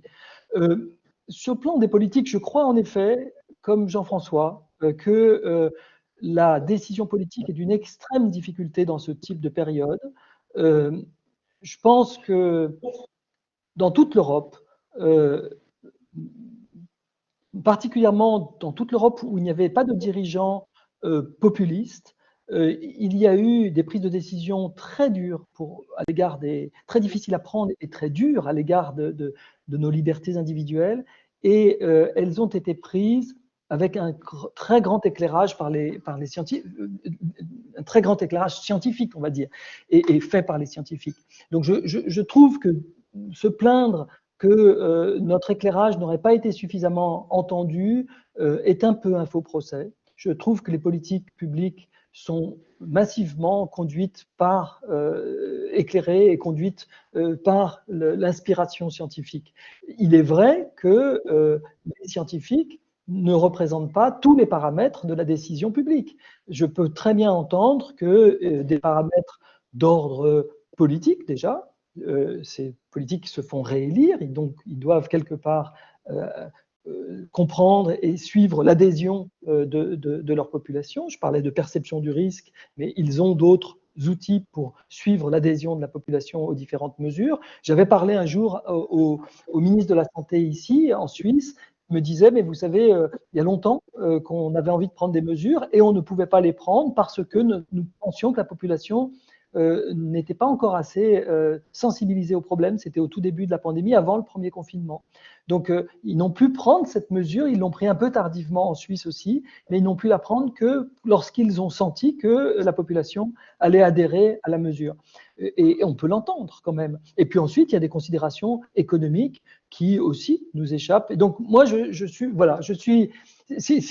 vous avez dû me trouver particulièrement à charge, comme ça a été dit, et un peu dur sur la veille sanitaire, c'est parce que je pense que c'est du domaine des scientifiques. C'est pas au Premier ministre de demander une veille sanitaire de qualité. Il fait l'hypothèse qu'elle est de qualité. Et je dis que quand on n'est pas certain que le nombre de cas varie de 1 à 10, on n'a pas une veille de qualité, surtout qu'on peut faire autrement et on peut faire mieux. Et donc, mon appel, il est à changer. Il faut encore changer. C'est pas hier, c'est pas quelque chose sur un bilan. Je suis tout à fait d'accord. Je n'ai pas parlé de bilan ici. J'ai parlé de demain. Mais pour les politiques, je suis beaucoup moins à charge, en fait. Merci. Une autre question. Bonjour Antoine, Gilles Raguin. Tu sais que tu as vu que dans ce colloque, et entendu que dans ce colloque, on s'intéresse beaucoup à la gouvernance internationale et son efficacité ou son profil pendant cette pandémie, mais aussi sur les perspectives d'avenir. Jean-François Delfraissy, tout à l'heure, a été très critique, a eu quelques mots très critiques sur la gouvernance scientifique à l'OMS ou de l'OMS.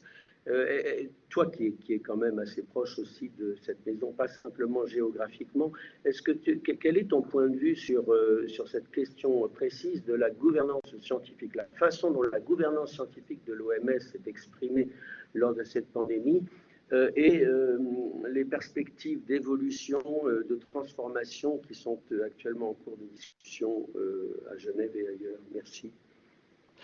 Oui, merci Gilles de ta question. Je crois que je ne partage pas bien ce qui est dit par Jean-François sur l'OMS. Quelque part, je trouve que c'est intéressant de voir que les pays riches critiquent beaucoup l'OMS et les pays pauvres ne les critiquent très très peu. Pourquoi ? Parce que la France croit qu'elle n'a pas besoin de l'OMS. Elle croit qu'elle a suffisamment d'expertise à bord, et le fait est qu'elle a suffisamment d'expertise à bord. Elle a celle de Jean-François et de son comité, mais elle a aussi toutes les unités de recherche, etc. Donc il y a une très grande expertise qui est à bord. Et quand vous êtes au Burkina Faso ou au Libéria, vous n'avez pas cette expertise. Et vous êtes bien heureux de l'avoir. Et vous ne vous posez pas de questions sur la gouvernance de l'expertise scientifique à l'OMS. Au contraire même, vous vous posez beaucoup plus de questions sur les liens France-Afrique ou autres lorsque vous avez de l'aide au développement qui est faite par la communauté française en Afrique, ou quand le Commonwealth donne ses avis à son réseau, ou quand les Chinois, ou quand les Russes, ou quand les Américains. Vous imaginez bien que l'OMS, qui est multilatérale, est beaucoup mieux perçue par les pays qui ont besoin de cette expertise parce qu'ils ne l'ont pas à domicile. Donc je trouve que le procès d'intention sur l'OMS, moi je regarde, dites-moi quels sont les domaines sur lesquels l'OMS a dit des choses fausses en termes de bilan. Je ne parle pas de la pandémie. Il y a une chose qu'on reproche à l'OMS, c'est les aérosols. Mais elle n'a pas dit des choses fausses, elle a dit les choses tardivement. C'est un peu différent. Je veux dire par là que l'OMS n'est pas, il faut pas, vous allez toujours être déçu si vous allez sur les sites de l'OMS pour chercher une information récente. À part les données, qui sont souvent récentes et disponibles, vous n'avez pas d'informations récentes en matière de recommandations. Pourquoi? Parce que l'OMS ne prend pas de risques. C'est une agence normative qui lorsqu'elle donne une recommandation, n'a pas envie, 3 mois plus tard ou 1 mois plus tard, de revenir sur cette recommandation. Donc elle attend. Elle attend souvent trop longtemps. Moi, j'attends toujours que l'OMS nous recommande la vape plutôt que le tabac. Ils n'en sont pas là encore. Et ben oui, mais tout ce qui est controversé sur le plan scientifique, tout ce qui n'est pas complètement accepté par la communauté scientifique, l'OMS ne l'endosse pas. Et ça, c'est plutôt bien, parce que les pays pauvres qui ont envie d'une bonne recommandation, ils savent très bien qu'ils n'ont même pas les moyens de changer de politique avec agilité, parce qu'ils ont des faibles infrastructures. Donc voilà, je ne suis pas du tout, je ne suis pas très critique. Bien, on peut toujours en faire. L'ONU, c'est un machin, disait le général de Gaulle, et il a raison. C'est une grosse machine. Tout le monde, quand vous allez à l'OMS, ils sont tous directeurs de quelque chose. Il n'y a que des directeurs. Il n'y a pas de fantassins. Donc, ça marche pas, et pas bien, et pas autant qu'on voudrait. Et ils ont un petit budget. Ils ont un budget inférieur à celui de la PHP à Paris. Ils ont un petit budget, mais ils ont quand même des budgets, 6 bureaux régionaux, des bureaux dans la plupart des pays du monde. Pas en France. La France estime qu'elle n'a pas besoin de bureaux, elle n'en a pas. Mais il y a donc un grand nombre de bureaux qui sont des relais pour l'OMS. Et puis mon dernier point, c'est qu'on ne donne pas à l'OMS, les États membres, la France, la première, ne donne pas à l'OMS les moyens d'investiguer, d'être indépendante, d'aller investiguer, par exemple, dans son pays. On a dit que la Chine a refusé les délégations de l'OMS. D'abord, c'est pas vrai, elle les a pas refusées, elle les a acceptées, mais elle les a négociées. Mais la France aurait fait exactement pareil. On aurait négocié pied à pied, on aurait voulu absolument qu'il y ait quelqu'un de l'Institut Pasteur ou de Santé publique France. J'en suis totalement convaincu. On n'a pas laissé, alors que quand on signe un traité de désarmement nucléaire ou chimique, vous reconnaîtrez que là, on accepte que l'organisation internationale en charge de l'application de ce traité puisse débarquer dans votre pays à tout moment, sans vous demander la permission, sans vous expliquer quelle sera la composition et faire tous les échantillons qu'ils veulent sur le terrain, dans les usines, etc. On n'a pas donné ce droit à l'OMS pour les investigations des épidémies, même en période d'urgence de santé publique de portée internationale. C'est quand même incroyable. Eh bien, il y a eu une Assemblée mondiale de la santé. Est-ce que vous avez entendu la France dire « mais il faut le faire » ? Jamais. Est-ce que vous avez entendu une seule fois la France dire il faudrait réunir le Conseil de sécurité de l'ONU pendant la pandémie? Ni la France, ni les États-Unis. Trump râlait contre l'OMS, mais pourquoi? Que n'a-t-il fait? Pourquoi n'a-t-il pas demandé au Conseil de sécurité de l'ONU de se réunir? Il s'était réuni pour Ebola. Pourquoi il ne s'est pas réuni pour le Covid? C'est incroyable quand même. Donc les États membres, particulièrement les riches, ils aiment bien taper sur l'OMS, mais ils ne font absolument rien pour donner à l'OMS davantage de moyens financiers. On critique l'OMS parce qu'elle est pilotée par Bill Gates. En effet, c'est le deuxième État contributeur, Bill Gates, la fondation Bill et Melinda Gates. Mais c'est le deuxième État contributeur parce que les États ne contribuent que très peu. On donne extrêmement peu à l'OMS. Donc voilà ma réflexion sur l'OMS. Ils font très peu et ils laissent l'OMS être une espèce de caisse de résonance des tensions géopolitiques internationales, ce qui est quand même une très mauvaise chose pour l'expertise scientifique. Je crois qu'il y a une question ici. Alors, je voudrais simplement rebondir sur la question de l'OMS parce que je l'ai abordée dans le propos introductif et puis j'ai observé comme vous les remarques qui ont été faites par Jean-François Delfraissy qui m'a en partie étonnée aussi. Alors, il y a un certain nombre de choses qui ont déjà été dites et qui répondaient, enfin, qui venaient en écho à ces remarques. Tout ce que vous avez dit, naturellement, concernant l'OMS est tout à fait important à avoir à l'esprit, hein, la question du financement, bien évidemment, avec une dernière Assemblée mondiale de la santé qui laisse envisager des évolutions positives en la matière. J'ai noté aussi l'invention d'une nouvelle catégorie qui est l'État Gates, le deuxième contributeur n'est naturellement pas un État, mais une fondation, mais le lapsus est tout à fait révélateur. Plus sérieusement, ce que je voudrais réagir à la remarque qui a été faite tout à l'heure concernant le caractère, enfin les choix supposés éminemment politiques de l'OMS au regard de l'objectif qui a été défini d'un accès universel et équitable au vaccin. Alors naturellement, on peut le discuter par rapport aux caractéristiques de la COVID-19, mais je trouve que l'argument de politisation de l'organisation internationale est lui aussi à relativiser, voire à rejeter. Et je remarque que le même genre de critique est adressé à l'UNESCO régulièrement, lorsque l'UNESCO, par exemple, prétend protéger le patrimoine culturel sur des théâtres de guerre, alors même que le contexte politique, pour le coup, entre États, est particulièrement délicat. Quand l'Organisation mondiale de la santé prend position sur un certain nombre de sujets, elle le fait au regard de son acte constitutif.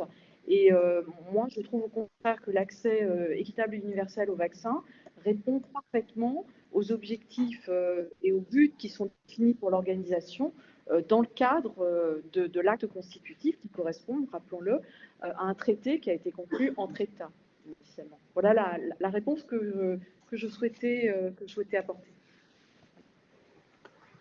Oui, si je peux faire un tout petit commentaire, moi je suis tout à fait d'accord avec ce qui vient d'être dit sur les deux cas, sur les deux thèmes. Alors, c'est pas un lapsus que j'ai commis, hein, bien entendu, c'était tout à fait volontaire, l'État Gates, parce que c'est ce qu'on reproche, encore une fois, souvent à la Fondation Bill et Melinda Gates. Et vous avez tout à fait raison de dire que c'est pas un État, à double titre, elle n'a même pas de voix, alors qu'elle est le deuxième contributeur de l'OMS, elle n'a pas de voix à l'Assemblée mondiale de la santé, c'est-à-dire à son conseil d'administration.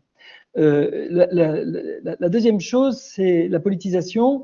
Je pense que, en fait, c'est une communication paradoxale de parler de politisation de l'OMS parce que on contraint l'OMS à être politisée. On la contraint parce que je viens de dire tout à l'heure, c'est-à-dire qu'en ne permettant pas à l'OMS de débarquer dans aucun pays à aucun moment quand elle le souhaite, vous avez contraint l'OMS, les États membres ont contraint l'OMS à négocier pour avoir des bureaux de l'OMS. Vous savez qu'il y a un bureau de l'OMS en Chine. L'OMS était donc bien informée de ce qui se passait en Chine grâce à son bureau de l'OMS. Et dans le bureau de l'OMS chinois, il n'existe que parce qu'il y a une relation de confiance entre le gouvernement et la direction générale de l'OMS.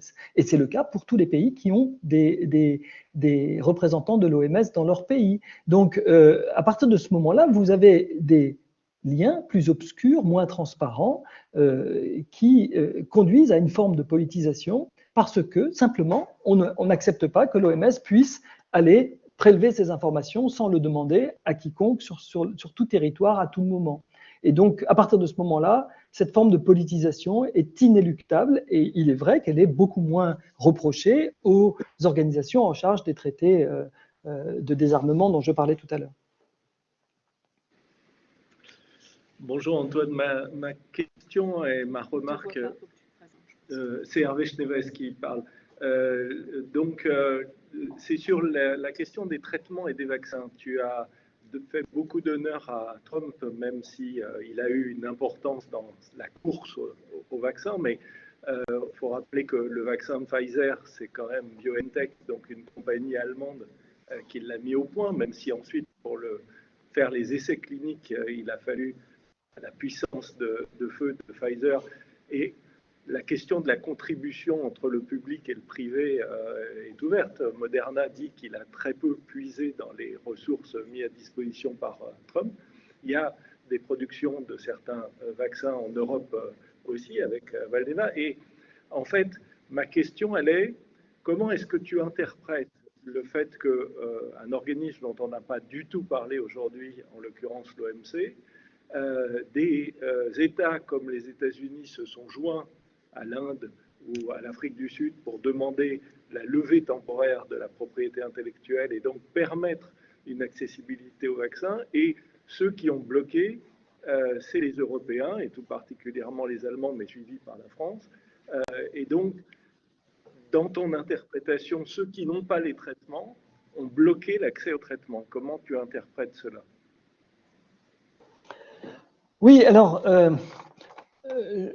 voilà, BioNTech, en fait, ta question, Hervé, je trouve, apporte des éléments de réponse. C'est-à-dire que nous avions en effet, en Europe, toute la capacité de développer des vaccins très innovants et tout à fait efficaces. On ne pouvait pas le savoir au temps zéro, mais qui allait devenir très efficace et d'en faire la recherche et d'en faire son développement. On a fait une partie de la recherche et on ne les a pas développés, c'est ça. Et sans BARDA, je dis aujourd'hui, on ne les aurait pas. Peut-être aujourd'hui, maintenant, on les aurait, quoi, mais voilà. Et quelle hécatombe on aurait eu. Donc, je dis juste cela. Donc, il a fallu la puissance qui, en fait, plutôt que la puissance financière, c'était la prise de risque. Ce que je crois, c'est que les Européens ont une aversion au risque, en particulier financier, parce qu'il fallait vraiment avoir beaucoup de vision et surtout prendre un très grand risque en injectant des milliards qui étaient absolument nécessaires pour développer très rapidement ces vaccins. Et les Européens ne l'ont pas fait. Il faut vraiment, à mon avis, regarder ça.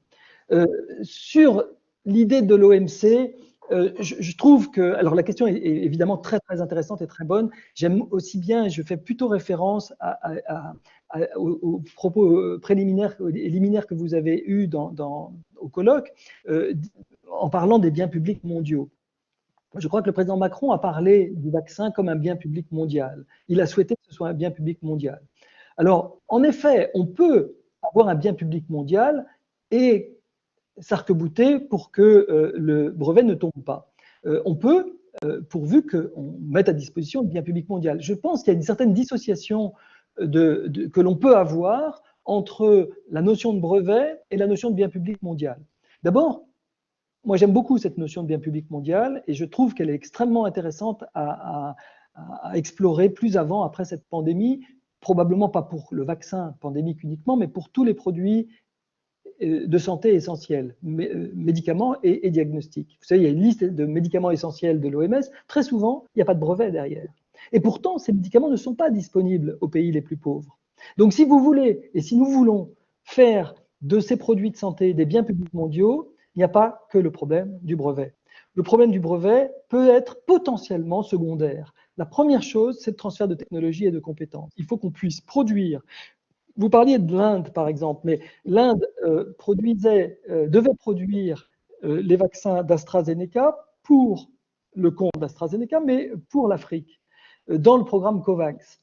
Et il y a eu le fameux variant Delta, dont nous a parlé Jean-François Delfrécy tout à l'heure, qui est arrivé et qui a contrecarré ses plans, puisqu'il y a eu une grosse vague en Inde, et qu'ils ont décidé d'interdire et de mettre un embargo sur toutes leurs exportations des vaccins produits pour l'Afrique en principe. Et du coup, l'Afrique a eu des retards conséquents. Mais quelque part, ça veut dire qu'il faut qu'il y ait des usines produisant ces vaccins en Afrique. Et je crois d'ailleurs que les Français sont assez pionniers et leaders là-dedans et qu'il y a une volonté de faire produire ces vaccins en Afrique. Après qu'ils aient un brevet, moi, ça ne me gêne pas. Vous savez, les produits du VIH-Sida, aujourd'hui, ont été rendus très accessibles aux pays africains qui en avaient besoin, dans le cadre de grands programmes d'aide du Fonds mondial en particulier, mais aussi du PEPFAR à nouveau nord-américain, et n'ont pas perdu leur brevet. Les gouvernants ont voulu continuer à protéger leur industrie. Moi, je suis plus mesuré sur la question des brevets. Ce n'est pas celle qui me gêne le plus. Celle qui me gêne le plus, c'est qu'il n'y ait pas de fabrication de ces produits essentiels dans tous les continents, dans toutes les régions, je dirais, de l'OMS. Merci. Merci beaucoup. Je précise simplement que sur cette question du vaccin, il y a demain après-midi une session tout entière avec nos excellents collègues, notamment Benjamin Coria et Fabienne Orsi, qui sont ici dans la salle et qui pourront répondre à vos questions. Donc pas de frustration. Et j'en profite aussi pour faire de la pub pour les cahiers droit, sciences et technologies que je co-dirige avec ma collègue Florence Bellivier et qui vient de sortir un numéro sur cette question qui rejoint exactement ce qu'a dit Antoine Flao. En insistant sur les enjeux du transfert de technologie, sans nier évidemment ceux du brevet, mais en montrant à quel point c'est un enjeu premier. Très bien, écoutez, merci beaucoup à tous pour cette matinée. Je crois qu'il est temps d'arrêter et Emmanuel voudrait vous dire un mot. Merci Christine. Alors je voulais aussi remercier Antoine et puis les intervenants depuis le début de cette rencontre. Vous voyez qu'on a posé les enjeux d'une manière assez forte et sans être dans la langue de bois.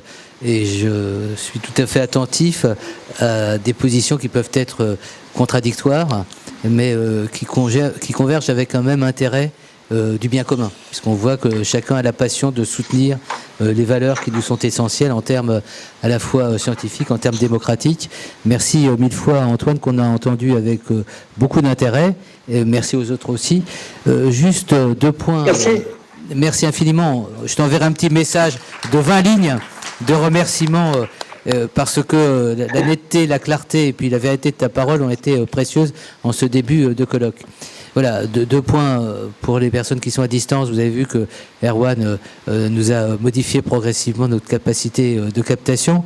Juste pour précision, pour les gens qui ne s'en remettent pas d'avoir eu quelques interruptions, on filme d'une manière très professionnelle ce colloque.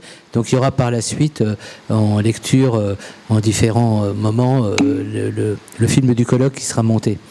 Pour les personnes ici présentes, on va se retrouver à 14h15. Nous n'avons pas l'industrie pharmaceutique pour financer le repas. Je dis ça par souci, parce que c'était un débat qu'on avait sur notre autonomie et notre indépendance. J'observe d'ailleurs, et je le fais remarquer, nous sommes vraiment accueillis par Futur Forcare gracieusement, et j'allais dire scientifiquement, en solidarité par rapport à notre démarche. Donc je vous incite à nous retrouver vers 14h15. On commencera vraiment à 14h15. Vous avez énormément de petits restos sympathiques puisqu'on est dans un contexte universitaire. Il suffit de sortir sur la première à droite, vous prenez la petite cour qui est là, le petit jardin, et juste en face, vous allez trouver toutes sortes de restaurants. Je ne vais pas faire la publicité, là non plus, je n'ai pas passé de contrat. Voilà, donc on se dit à tout à l'heure, et encore une fois, merci d'être présent parmi nous.